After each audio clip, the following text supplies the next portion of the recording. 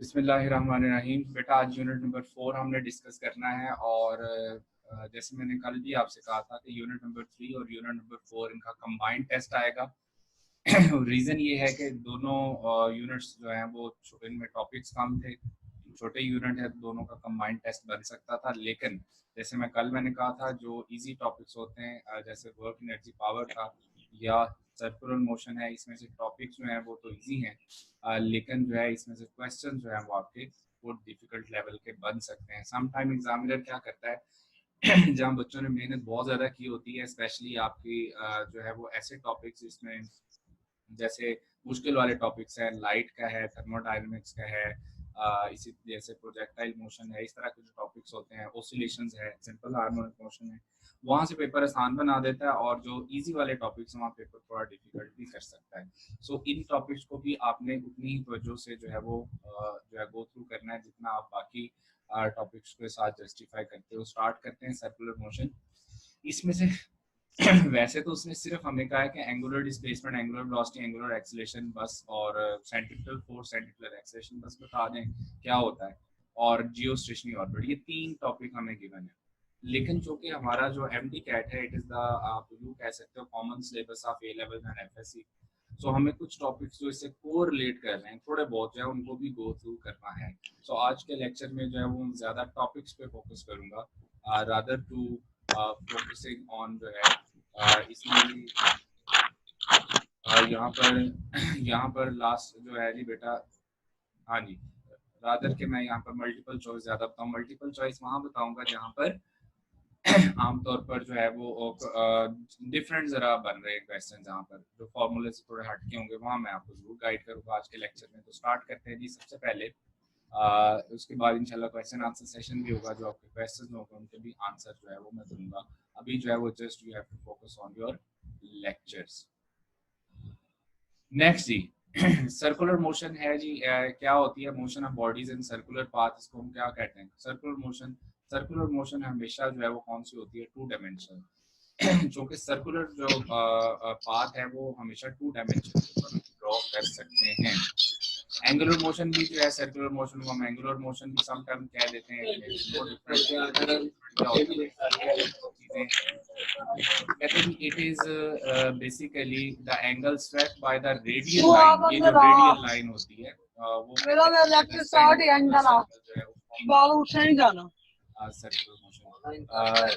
अपना mic mute कर लें प्लीज।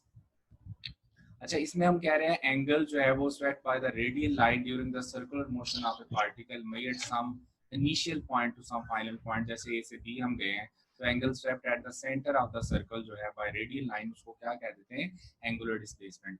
और उसकी जो डायरेक्शन है हमेशा along the axis of rotation होती है। जैसे एंगुलर डिस्प्लेसमेंट हो, एंगुलर वेलोसिटी हो, एंगुलर एक्सीलरेशन हो, इन सब की डायरेक्शन जो है वो हम कहते हैं along the axis of rotation होती है, और हम राइट हैंड रूल से जो है उसको फाइंड आउट भी कर सकते हैं। ठीक है जी।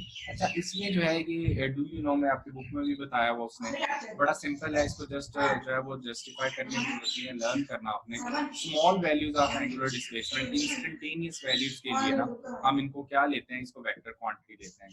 बाकी जो है हम इसको एज ए स्केलर क्वांटिटी ही ट्रीट करेंगे। तो for small values of theta हम इसको as a vector quantity treat करेंगे, और जो लार्ज वैल्यूज ऑफ थीटा है उसके लिए हम इसको स्केलर ही क्वांटिटी ट्रीट करते हैं। वैसे भी देखें, जैसे उसने कहा कि एंगुलर डिस्प्लेसमेंट डायरेक्शन जो है वो हम कहते हैं along the axis of rotation होती है, और can be determine by right hand rule. Unit इसका जो है वो रेडियन ही होता है। अच्छा, यहाँ एक और चीज जो है वो यहाँ जो मेंशन नहीं है वो नोट कर लेना है। इसकी ना जो कन्वेंशन है वो वैसे ही है जो जैसे टॉर्क की हम लेते थे, यानी कि एंटी क्लॉकवाइज अगर एंगुलर डिस्प्लेसमेंट होगा तो उसको हम पॉजिटिव कंसीडर करेंगे, तो लॉकवाइज होगा तो उसको हम नेगेटिव कंसीडर करेंगे। वो कन्वेंशन है। डायरेक्शन अगर कही जाए तो वो along the axis of rotation है, और अगर कन्वेंशन कहें तो कन्वेंशन जो है वो क्या होती है? पॉजिटिव या नेगेटिव। जैसे हमने कहा टॉर्क की जो कन्वेंशन है वो क्या है? एंटी क्लॉकवाइज हो तो पॉजिटिव, क्लॉकवाइज हो तो नेगेटिव। इसमें भी वैसे ही है। अच्छा जी, इसमें जी 1 रेडियन आपको ऑलरेडी हम डिफाइन कर चुके हैं कि क्या होता है। और इसके डेफिनेशन ऑफ रेडियन के अकॉर्डिंग एक रिलेशन भी हम डेवलप करते थे, S is equal to R theta. इसको इस ये वाला फॉर्मूला भी याद रखना है, इससे रिलेटेड कोई न्यूमेरिकल आ सकता है, वो भी आपने जो है वो R S is equal to R theta simple होगा, it is the relation between linear and angular displacement, तो इसको भी आपने अच्छे से देखना है। अच्छा जी, नेक्स्ट अगर हम देखें तो यहाँ पर जरा गौर से देखें, जो मल्टीपल चॉइस आमतौर पर इस वाले पोर्शन से बन सकते हैं वो क्या है, वो जरा जरा देखिएगा। हमें ना जो एंगुलर डिस्प्लेसमेंट है इसके 3 यूनिट्स पता होने चाहिए, कौन कौन से, रेवोल्यूशन, डिग्री और रेडियन। जो एसआई यूनिट है ना वो रेडियन है, एसआई यूनिट जो अगर कहे कोई तो रेडियन है, बाकी अदर यूनिट्स में आएंगे। जो रेवोल्यूशन है, जो डिग्री है, वो अदर यूनिट्स में आएंगे। एसआई यूनिट सिर्फ इसका एक ही है, वो कौन सा है, वो रेडियन है। अच्छा, अब यहाँ से जरा गौर करो, 2 पाई रेडियन किसके इक्वल होता है, 360 के। तो यहाँ से हम कह सकते हैं कि 1 रेडियन किसके इक्वल होगा, 360 ओवर 2 पाई। यहाँ से हम कह सकते हैं 1 रेडियन किसके इक्वल होगा, 57.3 डिग्री के इक्वल होता है। सिमिलरली 1 डिग्री जो है यहीं से आप कैलकुलेट कर सकते हो किसके इक्वल होती है, 0.0174 रेडियन के इक्वल होती है। अब most of the time past paper में ये वाला क्वेश्चन भी रिवाइज हो चुका है, जिसमें ये तो आमतौर पर बहुत कॉमन है, स्टूडेंट्स को पता होता है, लेकिन 2 पाई रेडियन जो है वो किसके इक्वल होता है, 1 रेवोल्यूशन के। तो यहाँ से 1 रेडियन किसके इक्वल हो गया, 1 ओवर 2 पाई रेवोल्यूशन के इक्वल होता है। तो ये बेटा इस तरह के जो रिलेशन है इनको अच्छे से लर्न करना है।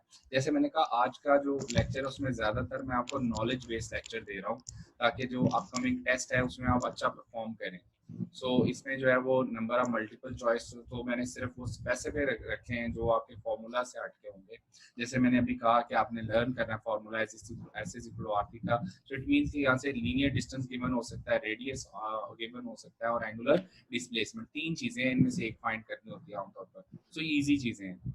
अच्छा जैसे यहाँ पर मैंने अभी भी बताया आपको कि रेडियन और डिग्री जो है वो सर्कुलर मोशन में एंगुलर डिस्प्लेसमेंट के ही यूनिट होते हैं, लेकिन ये नॉन एसआई यूनिट है, यानी अदर यूनिट्स में आएंगे। एसआई यूनिट जो है वो सिर्फ एक ही है, वो क्या है, वो रेडियन है। अच्छा, नेक्स्ट जो है हम बात करते हैं angular velocity and angular acceleration की। Rate of change of angular displacement क्या होता है, एंगुलर वेलोसिटी को कहते हैं, बड़ा सिंपल है। और जो एवरेज वेलोसिटी है, चूंकि लार्ज एंगुलर डिस्प्लेसमेंट होती है, ज़्यादा total angular displacement over total time, तो यूजुअली हम इसको वेक्टर क्वांटिटी नहीं लेते, क्योंकि हमने कहा है कि स्मॉल वैल्यूज ऑफ थीटा के लिए हम इसको वेक्टर क्वांटिटी कंसीडर करते हैं। और इंस्टेंटेनियस अगर एंगुलर वेलोसिटी की बात करें तो होती है limit delta T approaches to zero. चूंकि ये इंस्टेंटेनियस वैल्यू ले रहे होते हैं for small values of theta instantaneous होगा, सो इसको हमेशा हम वेक्टर क्वांटिटी कंसीडर करेंगे। तो instantaneous angular velocity always considered a vector quantity, और जो वैसे एवरेज वेलोसिटी एंगुलर वेलोसिटी है सिंपल जो कह रहे होते हैं उसको हम यूजुअली स्केलर ही ट्रीट कर रहे होते हैं। यहाँ एक बड़ा इंपॉर्टेंट पॉइंट है, देखो वेक्टर प्रोडक्ट में A cross B is not equal to B cross A, हम यूं कहा करते थे। यहाँ पर जो वेक्टर फॉर्म है इसकी, जो लीनियर और एंगुलर वेलोसिटी की जो है v is equal to R omega, जब हम कहते हैं तो उसको हम ओमेगा क्रॉस आर लिखते हैं, आर क्रॉस ओमेगा नहीं लिख सकते। ये इंपॉर्टेंट पॉइंट है, आगे जाके दोबारा भी मैं बताऊंगा। अच्छा, इसका जो यूनिट है वो रेडियन पर सेकंड होता है। Rate of change of angular velocity को हम क्या कहते हैं, एंगुलर एक्सेलरेशन कहते हैं। इसका यूनिट जो है वो रेडियन पर सेकंड स्क्वायर होता है। और इसका जो रिलेशन है is equal to alpha cross R, इसकी भी वेक्टर फॉर्म आपने लर्न करनी है। अगर वेक्टर फॉर्म आ जाए which of the following is true for acceleration and velocity जो है, तो ये याद रखना आपने, एक्सेलरेशन के लिए भी और वेलोसिटी के लिए। वेलोसिटी के लिए ओमेगा क्रॉस आर होता है वेक्टर फॉर्म, और एक्सेलरेशन के लिए अल्फा क्रॉस आर होता है। अच्छा जी, यहाँ एक टिपिकल क्वेश्चन है, टिपिकल मीन जो आपने लीनियर मोशन में भी पढ़ा था, कि अगर जो है velocity of a body is increasing तो उसमें एक्सेलरेशन और वेलोसिटी की डायरेक्शन सेम होती थी, और वेलोसिटी अगर डिक्रीज हो रही हो तो वेलोसिटी और एक्सेलरेशन दोनों एक दूसरे के अपोजिट होते थे। यहाँ भी वो सेम बात जो है वो ट्रू है। Direction of angular acceleration angular velocity along the axis of चूंकि रोटेशन होती है, तो गौर करना है, अगर बॉडी स्पीड अप हो रही होगी, स्पीड अप का मतलब ये है कि the angular velocity of the body is increasing, तो तब अल्फा और ओमेगा दोनों जो है वो अलोंग दी सेम डायरेक्शन होंगे, दोनों में एंगल कितना होगा, 0। और अगर जो है वो कहे जी कि angular velocity of the body is decreasing, तो अल्फा और ओमेगा दोनों एक दूसरे के क्या होते हैं, अपोजिट डायरेक्शन में, दोनों में एंगल कितना बनेगा, 180, यानी एक दूसरे के अपोजिट होंगे। ये इंपॉर्टेंट पॉइंट है, ये याद रखना है। अच्छा, वैसे अगर गौर करें तो चूंकि अल्फा ओमेगा और थीटा ये क्या होते हैं, along the axis of rotation, तो इसका रेडियस के साथ एंगल पूछा जाए, इसका वेलोसिटी के साथ, लीनियर वेलोसिटी के साथ एंगल पूछा जाए, वो हमेशा कितना होगा, वो 90 होगा। तो ये वाला जो है इंपॉर्टेंट पॉइंट है, इसको आपने लर्न करना है। रिजिड बॉडी, बहुत सारे लोगों को पता है रिजिड बॉडी क्या होती है। हम कहते हैं which maintains a constant distance between the two consecutive particles या points when a load of definite load is applied to it. Definite का मतलब ये होता है, जैसे मैंने कहा कि वॉल जो है treated to be rigid for human, लेकिन but not for a hammer. मतलब मैं अगर उसको हाथ से मारूंगा, मुझसे तो नहीं टूटेगी, तो मुझसे, मेरे लिए वो रिजिड बॉडी है। So if under the action of applied forces, if a body जो है कैन नॉट बी कंप्रेस्ड, उसको कंप्रेस ना किया जा सके, ऐसी बॉडी को हम कहते हैं रिजिड बॉडी। अभी एक और इम्पोर्टेंट पॉइंट जो है वो यहाँ पर आ रहा है, डू यू नो में, इसको जरा अच्छे से लर्न करना है, क्योंकि इससे रिलेटेड पास्ट पेपर में क्वेश्चन नंबर ऑफ टाइम पूछा हुआ है। क्या क्वेश्चन है जी? All the points on a rigid body rotating about a fixed axis execute circular motion and जो है वो and they have the they have same angular displacement, angular velocity and angular acceleration. What does it mean? अच्छा, अब देखें, बात ये है कि इसको अगर हम देखें, सो इस पॉइंट का क्या मतलब है। कहते हैं कि पहला, इसके दो पार्ट हैं, पहला पार्ट डिस्कस पहले करते हैं। कहते हैं अगर कोई हमारे पास रिजिड बॉडी है और वो about a fix axis of rotation जो है रोटेट कर रही है, अब उस बॉडी की होल मोशन क्या है, रोटेशनल मोशन। लेकिन उसके ऊपर जितने भी पॉइंट्स होंगे उनकी अपनी मोशन क्या होगी, वो क्या होगी, circular motion.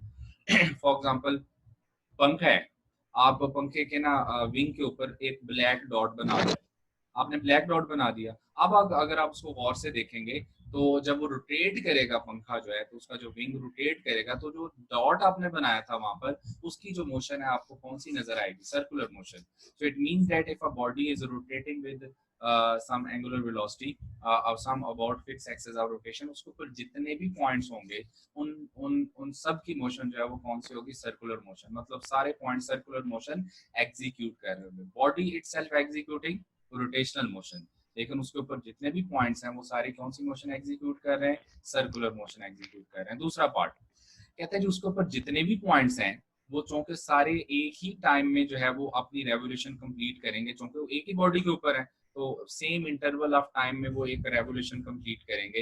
It means that सबकी एंगुलर वेलोसिटी, सबका एंगुलर डिस्प्लेसमेंट, सबका एंगुलर एक्सेलरेशन क्या होगा, सेम होगा। फॉर एग्जांपल, इस तरह की एक रिजिड बॉडी देकर आपको पूछता है, ये बताएं if a rigid body is rotating about fix axis of rotation, ये बताएं angular displacement of point A to data B क्या होगा, आपने कहना 1:1। आपसे पूछा जाए angular velocity of point A to data B क्या होगा, फिर भी आपका आंसर क्या होना चाहिए, 1:1। आपसे पूछा जाए angular acceleration of point A to data B क्या होगा, आपने आंसर करना है 1:1। ठीक हो गया जी। तो ये इंपॉर्टेंट पॉइंट है, इनको आपने अच्छे से रिवाइज करना है।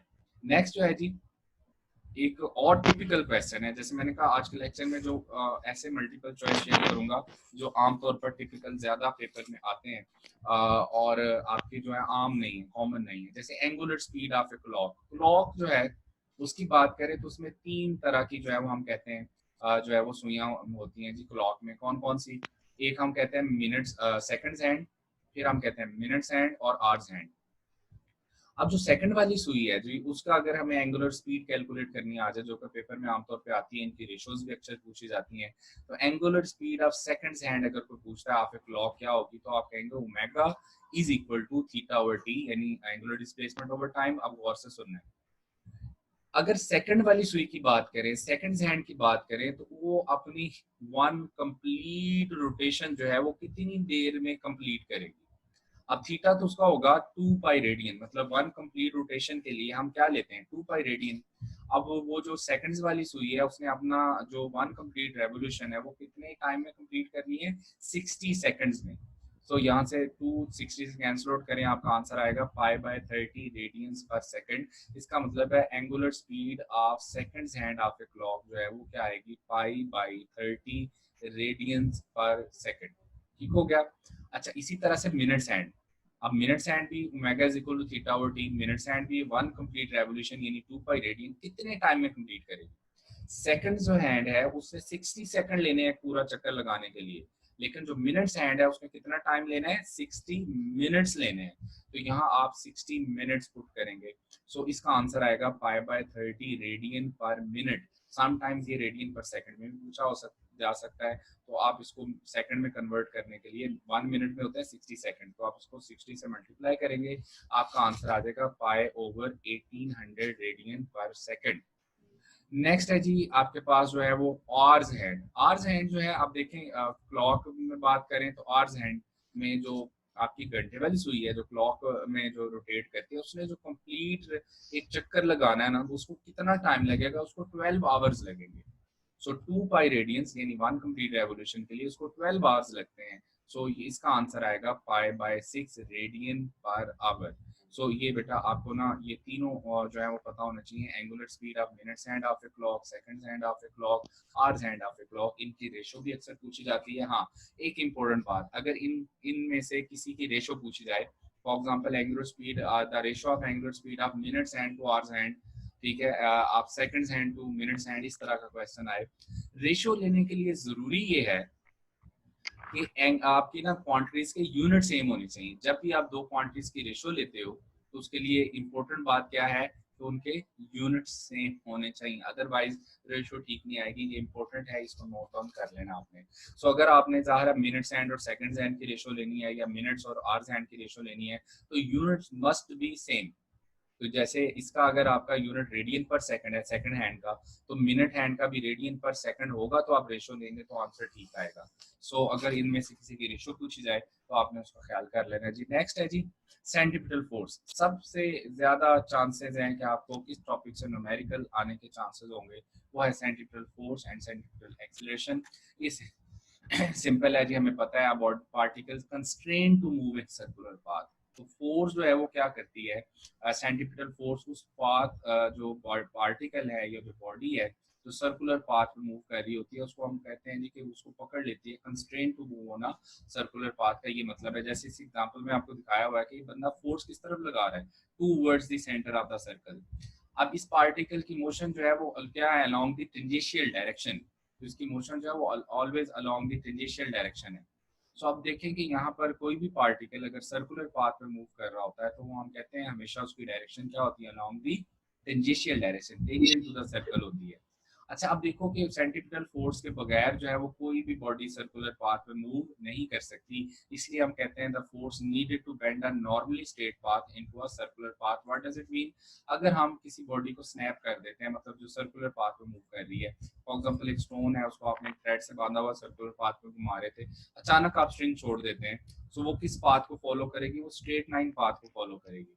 सो उसकी जो वेलोसिटी एट एनी पॉइंट क्या होती है, टेंजेंशियल डायरेक्शन में यानी टेंजेंट टू द सर्कल होती है।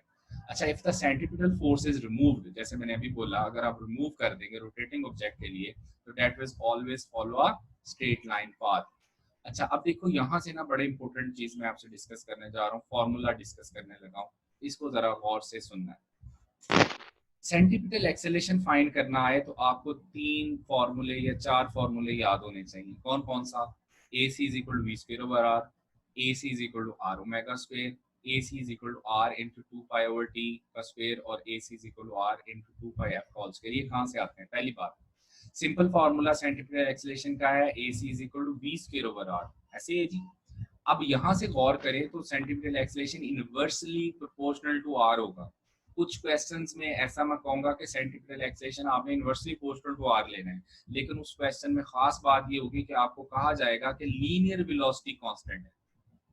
सो उसमें रेशियो ऑफ एक्सेलेरेशंस पूछी जाए तो आपने इनवर्सली प्रोपोर्शनल टू आर को मद्देनजर रख के सॉल्व करना है, जो कि v is equal to R omega होता है। अगर मैं v की जगह आर ओमेगा वैल्यू पुट कर दूं तो जो सेंट्रीपिटल एक्सेलेरेशन का फॉर्मूला है वो बनेगा आर ओमेगा स्क्वायर। तो इसमें एक्सेलेरेशन जो है वो डायरेक्टली प्रोपोर्शनल टू आर हो गया है। तो कब ये लेना है, जब किसी क्वेश्चन में आपको कहा जाए एंगुलर वेलोसिटी कांस्टेंट, तो आपसे कहे if the angular velocity of the body is constant then centripetal acceleration जो है तो आप कहेंगे वो डायरेक्टली प्रोपोर्शनल टू आर होगा। अगर लीनियर वेलोसिटी को डबल करें तब भी सेंट्रीपिटल 4 टाइम हो जाएगा एक्सेलेरेशन, अगर एंगुलर वेलोसिटी डबल कर दें तब भी सेंट्रीपिटल एक्सेलेरेशन 4 टाइम्स हो जाएगा। लेकिन अब यहाँ से रेडियस की बात करें, अगर centripetal simple linear velocity constant रखी हुई है तो centripetal acceleration inversely proportional to R है, और अगर एंगुलर वेलोसिटी को कांस्टेंट रखा हुआ है तो centripetal acceleration directly proportional to R है। ये इंपॉर्टेंट पॉइंट है, दोनों का कंपैरिजन याद रखना है। एक और चीज जी, हमें पता है ओमेगा होता है 2 पाई ओवर टी, यानी ओमेगा एंगुलर फ्रीक्वेंसी क्या होती है 2 पाई एफ के इक्वल होती है। अच्छा, अब अगर यहाँ हम पुट करें तो ओमेगा की जगह अगर हम वैल्यू पुट कर देते हैं 2 पाई ओवर टी तो होल स्क्वायर हो गया। इसका मतलब है ये another form of centripetal acceleration बन गई। और ओमेगा चूंकि 2 पाई एफ के भी इक्वल होता है तो ओमेगा की जगह हम 2 पाई एफ भी पुट कर सकते हैं। कौन सा फॉर्मूला कब यूज करना है, कैसे पता चलेगा, बड़ा सिंपल है। अगर लीनियर वेलोसिटी और रेडियस गिवन है फर्स्ट फार्मूला, एंगुलर वेलोसिटी और रेडियस गिवन है सेकंड फार्मूला, अगर जो हमें टाइम पीरियड देके एक्सेलरेशन पूछा हुआ है तो तीसरे वाला फार्मूला, अगर हमें फ्रीक्वेंसी ऑफ रोटेशन देकर एक्सेलरेशन पूछा हुआ तो फोर्थ वन फार्मूला। ठीक है जी। सिमिलरली आपके सेंटीपिटल एक्सेलरेशन के भी इसी तरह से चारों फॉर्मूले बनेंगे। F C is equal to क्या होता है M V square over R. तो अगर लीनियर वेलोसिटी कांस्टेंट ले लें तो centripetal acceleration inversely proportional to R होता है। अगर एंगुलर वेलोसिटी कांस्टेंट ले लें तो centripetal acceleration directly proportional to R होता है। और इसी तरह से इसका third formula in terms of time period और इन टर्म्स ऑफ फ्रीक्वेंसी भी याद रखना है। तो अब पहले आपने इनकी प्रैक्टिस करनी है एक दफा, जैसे मैंने बताया है चारों फार्मूला के चारों लिख के आपने इनकी अच्छे से प्रैक्टिस करनी है। हम न्यूमेरिकल में जो है वो कब ट्रैप होते हैं, जब हमें फार्मूला आता नहीं होता और उसको हमने अच्छे से लर्न किया नहीं है, उसकी प्रैक्टिस की नहीं है, तो घुस गए न्यूमेरिकल सॉल्व करने। तो फिर हम देख रहे होते हैं फॉर्मूला कौन सा यूज होगा, नोट्स देखते हैं, लेक्चर देखते हैं। बेटा पहले उसकी प्रैक्टिस करनी है। इनकी आप प्रैक्टिस एक दफा कर लोगे, अब जो क्वेश्चन आएगा आपको पता है कि टाइम पीरियड की टर्म में उसने सेंटीपिटल फोर्स पूछी है, आप फौरन से ये वाला फॉर्मूला अप्लाई कर देंगे। तो इनकी प्रैक्टिस आपने एक दफा अच्छे से करनी है। और आपके जैसे दो केस मैंने बताए हैं, एक जिसमें लीनियर वेलोसिटी कांस्टेंट कह रहा हो, एक जिसमें एंगुलर वेलोसिटी कांस्टेंट कह रहा हो, तो फिर ये भी आपने जो है ना याद रख लेंगे। नेक्स्ट है जी आपके पास एक चीज, सेंटीपिटल और सेंट्रीफ्यूगल फोर्सेस एक्शन और रिएक्शन फोर्सेस होती हैं। So but they can not balance each other because they do not act on the same body. हमने ये यूनिट 2 में भी पढ़ा था कि एक्शन और रिएक्शन जो है वो never act on the same body and they never balance each other. So अब देखेंगे सेंट्रीफ्यूगल फोर्स बाहर की तरफ ऑब्जेक्ट को लेके जाएगी, जबकि सेंटीपिटल फोर्स की डायरेक्शन क्या होती है, always directed towards the centre of the circle. अच्छा, नेक्स्ट जो है अगर हम बात करें तो अजम्पशंस में क्या है, देखो ये भी एक इम्पोर्टेंट पॉइंट है। अगर कोई कहता है to drive questions for centripetal acceleration we assume that speed of the object is constant and that the tangential component जो है of the velocity does not produce and acceleration but radial component only. What does it mean? इसका ये book की line मैंने आपकी copy की है।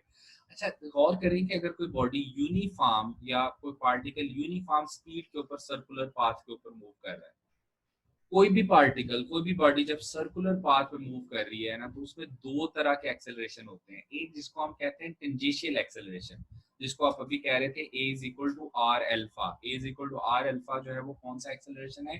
Tangential acceleration.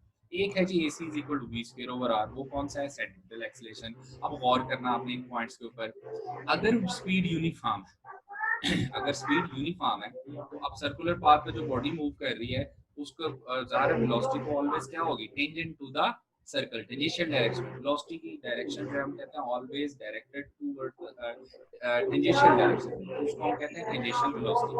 तो अब चूंकि वो always tangent to the circle है तो उसके लिए हम कह सकते हैं कि चूंकि उसकी स्पीड यूनिफॉर्म है तो हम टेंजेंशियल एक्सेलरेशन को वहां जीरो कह सकते हैं। लेकिन बट हम सेंटीपिटल एक्सेलरेशन को कभी भी जीरो नहीं कह सकते। जब तक कोई बॉडी सर्कुलर पाथ में मूव कर रही है उसका टेंजेंशियल एक्सेलरेशन जीरो हो सकता है, लेकिन कभी भी सेंटीपिटल एक्सेलरेशन जीरो नहीं हो सकता। जैसे आपने शॉर्ट क्वेश्चन एक पढ़ा था, क्या बॉडी विद और सेंटीपिटल फोर्स जो है वो सर्कुलर पाथ में मूव कर सकती है? आप आंसर कहते थे नो।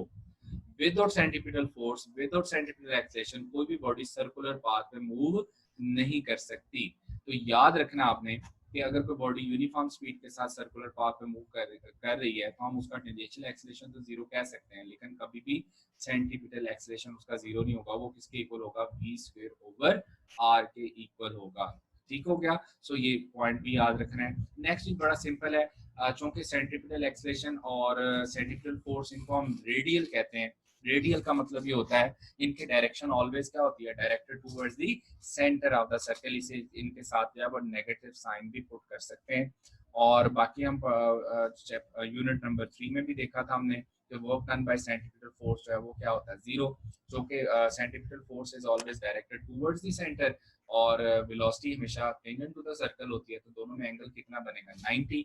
सो चूंकि centrifugal force is always directed जो है वो हम कहेंगे या always acts perpendicular to the direction of motion of the particle, तो उसके लिए वर्क डन होगा जीरो। सेंट्रीफ्यूगल और centrifugal forces are true action reaction forces, ये हमने डिस्कस कर ली है।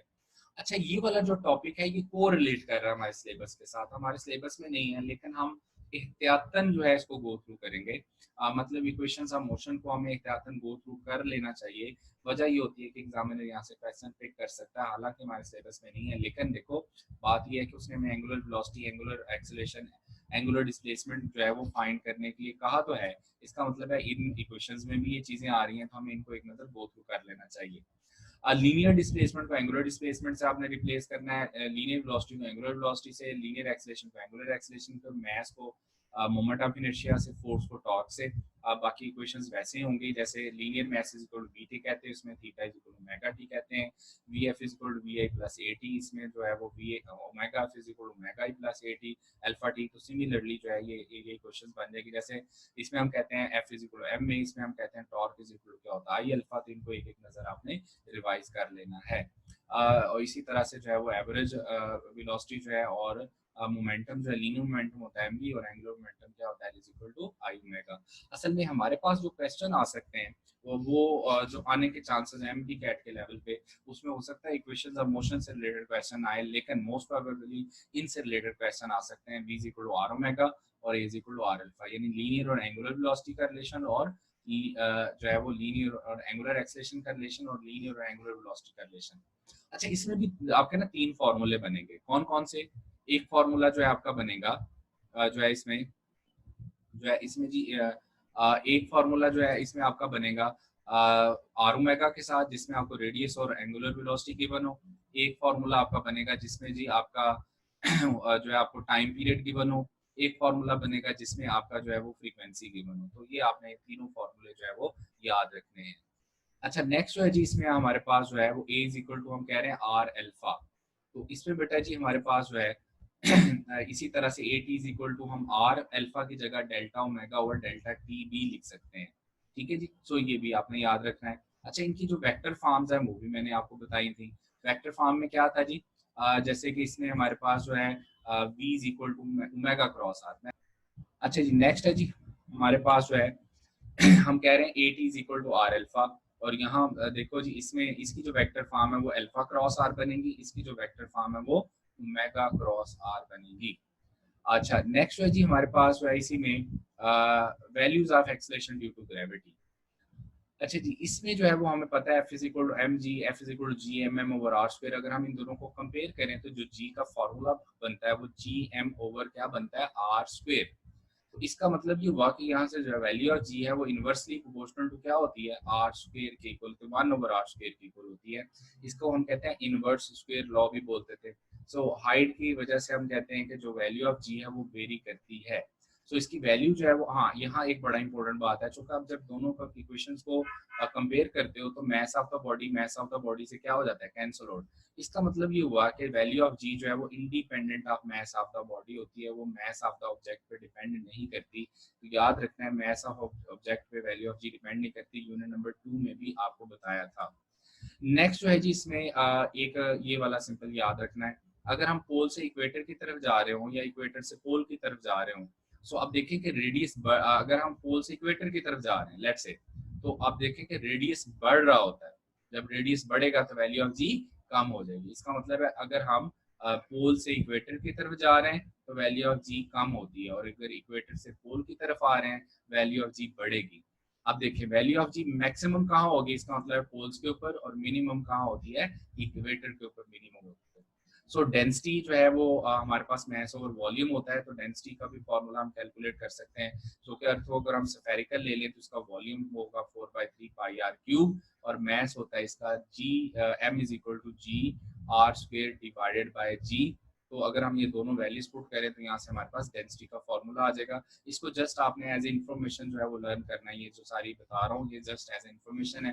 तो डेंसिटी ऑफ अर्थ जो है अप्रोक्सीमेटली क्या बनती है 5.52 ग्राम पर क्यूबिक सेंटीमीटर, इसको कैलकुलेट किया हुआ है। अच्छा जी, नेक्स्ट जो है अगर आप देखें तो आर्टिफिशियल, अब हम सेकंड पोर्शन की तरफ आ रहे हैं। अब हमें उसने एक ही टॉपिक बताया है कि आपने ना जियो स्टेशनरी ऑर्बिट को प्रिपेयर करना है, लेकिन बात ये है कि उसके साथ ना ये दो तीन टॉपिक, कम से कम दो तीन टॉपिक और रिलेट करेंगे। एक क्रिटिकल वेलोसिटी वाला, एक इसमें जो है वो आपका ऑर्बिटल वेलोसिटी वाला टॉपिक जो है इसे कोरिलेट करेगा, उसको हमें गो थ्रू करना है। और थर्ड जो है वो जियो स्टेशनरी ऑर्बिट जो है उसको हमें गो थ्रू कर लेंगे। जैसे ये इसके साथ कोरिलेट कर रहा था, हमें वैल्यू ऑफ जी जो है पता होना चाहिए, इंडिपेंडेंट ऑफ मास होती है, इनवर्स स्क्वायर लॉ को फॉलो करती है, इसकी वैल्यू क्या है, और जो है वो ज़ाहिर है हाइट के साथ ये वेरी करती है। सो इसको जो है वो सिंपल जो है वो मैंने आपको बता दिया है, कि पहले भी चूँकि ऑलरेडी आपको बताया था यूनिट 2 में, इसलिए जल्दी से गो थ्रू करवा दिया। तो देखें जी, ग्रेविटी और आर्टिफिशियल सैटेलाइट की अगर हम बात करें, तो इसमें जो है वो हमें सबसे पहले आर्टिफिशियल सैटेलाइट में चूँकि इससे जो कोरिलेट टॉपिक कर रहे हैं, वो मैंने आपसे कहा था चूँकि हमें सिर्फ एक ही टॉपिक गिवन है यूएचएस के अकॉर्डिंग, वो है आर्टिफिशियल सैटेलाइट का जियो स्टेशन की ऑर्बिट। जब हम ऑर्बिट की बात करते हैं तो उसमें ज़ाहिर आर्टिफिशियल सैटेलाइट का भी टॉपिक आ जाएगा, उसमें ऑर्बिटल वेलोसिटी भी आ जाएगी, और उससे रिलेटेड क्वेश्चन भी जो बन सकते हैं वो भी। मून जो है वो हम उसको नेचुरल सैटेलाइट ऑफ अर्थ बोलते हैं, और एंगुलर वेलोसिटी और स्पिन एंगुलर वेलोसिटी जो है वो दोनों को जो है वो कहता है angular velocity and spin angular velocity are the same terms, terminologies जो है वो सेम होती हैं। अब मैन मेड जो रॉकेट होते हैं सारे, उनको हम रिवॉल्विंग अराउंड द अर्थ जो है वो हमारे क्या कहलाते हैं, आर्टिफिशियल सैटेलाइट्स कहलाते हैं। और artificial satellite revolve around the अर्थ जो है वो ग्रेविटी की वजह से रिवॉल्व करते हैं, ये इसकी क्रिटिकल वैल्यू है और साथ टाइम दिया हुआ है। इसको कैलकुलेट भी कर सकते हैं हम, कैसे जरा गौर करते हैं। देखो भाई, अर्थ के अराउंड अगर कोई भी सैटेलाइट रिवॉल्व कर रहा है, तो जो लो ऑर्बिटिंग सैटेलाइट है, सबसे जो लो ऑर्बिटिंग सैटेलाइट है, जिनके ऊपर आपका जीपीआरएस सिस्टम बेस है, सारा का सारा ग्लोबल पोजिशनिंग सिस्टम जो बेस करता है, और वो सारे जो है वो 400 किलोमीटर की अराउंड अबाउट हाइट पे होते हैं। इसलिए उनकी हाइट ना अप्रोक्सीमेटली अगर हम जीरो कर दें, तो हम जो है वो यहाँ पर कह सकते हैं कि एक्सेलरेशन यानी सेंट्रिपिटल एक्सेलरेशन कौन प्रोवाइड करेगा, अर्थ की ग्रेविटी प्रोवाइड करेगी। सो सेंट्रिपिटल एक्सेलरेशन जो है उसकी जगह हम वी स्क्वायर ओवर आर यानी कैपिटल आर, मैंने रेडियस ऑफ अर्थ के इक्वल ले लिया, ये वाला जो है, यानी मैंने हाइट उसकी इग्नोर कर दी क्योंकि वो 400 किलोमीटर है, तो स्मॉलर हाइट को हमने इग्नोर किया, तो यहाँ से क्रिटिकल वेलोसिटी हम कैलकुलेट कर सकते हैं। So square root G R, G की वैल्यू भी आपको पता है, रेडियस ऑफ अर्थ 6400 किलोमीटर होता है, आप यहाँ वैल्यूज पुट करेंगे 7900 मीटर पर सेकंड आंसर आ जाएगा, मतलब 7.9 किलोमीटर पर सेकंड। कम से कम इतनी होनी चाहिए वेलोसिटी जो है, ऑर्बिटल वेलोसिटी होनी चाहिए to put a satellite around the circular orbit जो है, कोई भी सैटेलाइट जो है, इससे कम होगी तो वो जो है वो अराउंड द अर्थ जो है वो मूव नहीं कर पाएगा। ठीक है जी। अच्छा, अब बात इसकी वैसे ही एग्जांपल है, जैसे मैं आपको एक सिंपल सी एग्जांपल दूँ। अब बकेट जो है उसमें अगर आपने ना उसको पानी उसमें डाल दें, और उसको अगर हम ना सर्कुलर वर्टिकल सर्कल में घुमाना शुरू कर देते हैं, तो हाईएस्ट पाथ के ऊपर भी जो है वो पॉइंट के ऊपर यानी टॉप ऑफ द सर्कल के ऊपर भी जब बकेट में से पानी नीचे नहीं फॉल करेगा, क्यों? क्योंकि उस वक्त आप क्या करते हैं, उसको इतनी सेंट्रीफ्यूगल फोर्स दे देते हैं कि वो वाटर के वेट के इक्वल या उससे ज्यादा हो जाती है, तो फिर वो सर्कुलर पाथ पे रोटेट करता रहता है, पानी नहीं नीचे करता। अगर बकेट अपसाइड डाउन भी होगी तब भी पानी नीचे नहीं गिरेगा। तो यहाँ जो सैटेलाइट है इसको भी जो है वो रिक्वायर्ड सेंट्रीफ्यूगल फोर्स चाहिए होती है, कम से कम इतनी फोर्स चाहिए होती है कि वो सर्कुलर पाथ पे रह सके और नीचे ना गिरे। तो उसके लिए जो कम से कम जो आपको सेंट्रिपिटल एक्सेलरेशन है वो जी के इक्वल जो है वो होता है, मतलब यहाँ से अगर हम कैलकुलेट करें तो वहाँ से क्रिटिकल स्पीड निकल आती है। अच्छा, अब देखो कि जो टेंजेंशियल टाइम पीरियड है, टाइम पीरियड जो होता है डिस्टेंस ओवर स्पीड, स्पीड यहाँ क्रिटिकल वाली पुट करेंगे 5060 सेकंड ही आता है, और अप्रोक्सीमेटली कितना बनता है 84 मिनट्स। तो इसको बोलते हैं क्रिटिकल स्पीड, यानी कि minimum velocity required to put a satellite around the circular orbit जो है around the earth in circular orbit. और टाइम पीरियड का होता है कम से कम जिस टाइम जिसमें कोई सैटेलाइट अराउंड द अर्थ एक चक्कर कंप्लीट कर सकता है। अच्छा, एक लाइन बुक की है, इंपॉर्टेंट लाइन है, कहता है कि higher the satellite slower will be the required speed, higher the satellite slower will be the required speed, and it will take जो है longer time to complete one revolution. What does it mean? अगर हम height of satellite बढ़ा दें तो value of जी, जैसे मैंने शुरू में बताया, हाइट के लिहाज से वैल्यू ऑफ जी वेरी करती है, कम होती है, जो हम हाइट बढ़ाएंगे वैल्यू ऑफ जी कम होती जाएगी। तो जी की वैल्यू जो कि कम होगी, क्रिटिकल स्पीड कम हो जाएगी, तो कहता है higher the satellite slower will be the required speed, तो फिर क्रिटिकल वेलोसिटी की वैल्यू कम हो जाएगी, और जितना अर्थ के नजदीक उसको लेके आओगे उतनी हमें ज्यादा वेलोसिटी रिक्वायर होगी। दूसरी बात कहता है कि जितना अर्थ से दूर जाते जाएंगे, क्योंकि क्रिटिकल वेलोसिटी की वैल्यू कम होती जा रही है, तो टाइम पीरियड उतना बढ़ जाएगा, so it will take longer time to complete one revolution. ये आपकी बुक की लाइन है।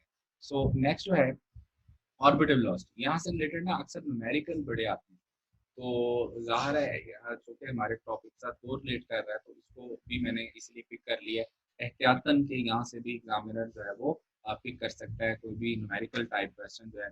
ऑर्बिटल वेलोसिटी का फॉर्मूला होता है square root G M over small R. लेकिन यहाँ सबसे इम्पोर्टेंट कॉन्सेप्ट ये है कि रेफरेंस हम अर्थ का सेंटर ले रहे होते हैं, तो ये जो स्मॉल आर है यहाँ पे, जो इस फॉर्मूले में ये जो आर है, ये किसके इक्वल होता है, आर प्लस एच। आर यहाँ रेडियस ऑफ अर्थ है और एच यहाँ पर क्या है, हाइट है। ये जो फॉर्मूला है, ये जो ऑर्बिटल वेलोसिटी का, ये हमें बता रहा है, कहता है ये शो दैट कि ये जो इंडिपेंडेंट का mass of the satellite है। What does it mean? Orbital velocity जो होती है वो mass of the satellite पे डिपेंड नहीं करती। Orbital velocity mass of the satellite पे डिपेंड नहीं करती, लेकिन ये रेडियस के ऊपर डिपेंड कर रही है, यानी हाइट के ऊपर डिपेंड करती है, यानी distance from the centre of earth से डिपेंड कर रही होगी। कैपिटल एम यहाँ पर जो है ये मैस ऑफ द प्लेनेट है, मैस ऑफ सैटेलाइट नहीं है। अच्छा, अब देखो इससे रिलेटेड क्वेश्चन कैसे आ सकते हैं। For example two satellites having masses in ratio 2:1 and radii in ratio 3:2, then ratio of their orbital velocities क्या होगी, या ratio of their kinetic energies क्या होंगी, इस तरह का क्वेश्चन आ जाता है। अच्छा, अब यहाँ पे ratio of their orbital velocity the ratio of their kinetic energies कैसे कैलकुलेट करेंगे। ऑर्बिटल वेलोसिटी की रेशियो, जैसे अभी अभी मैंने कहा ऑर्बिटल वेलोसिटी जो है वो independent of mass of satellite है, मास ऑफ सैटेलाइट पर डिपेंड नहीं करती, लेकिन रेडियस के ऊपर डिपेंड करती है। कैसे, orbital velocity inversely proportional to square root of radius होगी। तो दोनों अगर वेलोसिटीज की रेशियो होंगे v1 ओवर v2 किसके इक्वल आ जाएगा, square root r2 over r1।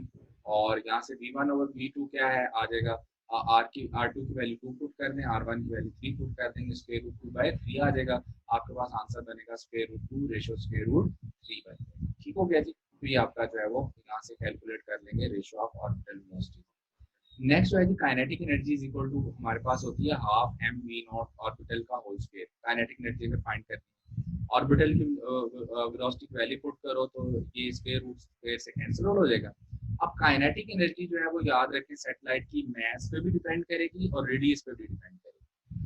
Orbital velocity mass पे डिपेंड नहीं कर रही, लेकिन काइनेटिक एनर्जी मास पे डिपेंड करती है, मास ऑफ द सैटेलाइट पे। तो यहाँ से काइनेटिक एनर्जी की रेशियो क्या बनेगी, m1 जो कि मास के साथ डायरेक्ट रिलेशन है, m1 ओवर m2 और multiply by r2 over r1। तो according to the given question masses की रेशियो कह रहा है 2:1 और रेडियस की रेशियो कह रहा है 2:3।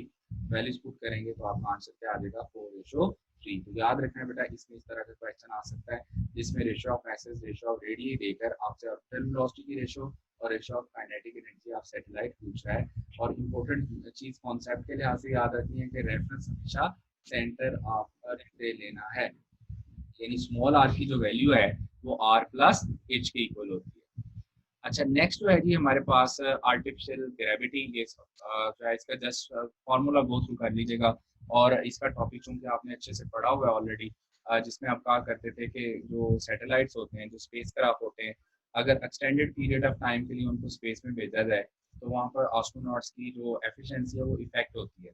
तो उसको इनकाउंटर करने के लिए क्या, उसमें अर्थ लाइक ग्रेविटी प्रोड्यूस करने के लिए हम उसको अपने ही एक्सेस ऑफ रोटेशन के अबाउट जो है रोटेट करवा देते हैं। और जिस फ्रीक्वेंसी के साथ रोटेट करवाना चाहिए वो क्या होती है, f = 1/2 under root g over r।